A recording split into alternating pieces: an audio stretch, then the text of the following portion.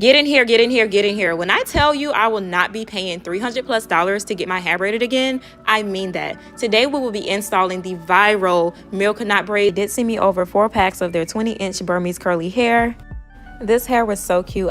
So I'm going to feed in my braid at the bottom to give my hair a more natural look. So we're going to pull the hair through the braid, and once that hair is pulled through, only pull through one side and then start braiding down your hair just like a regular plait.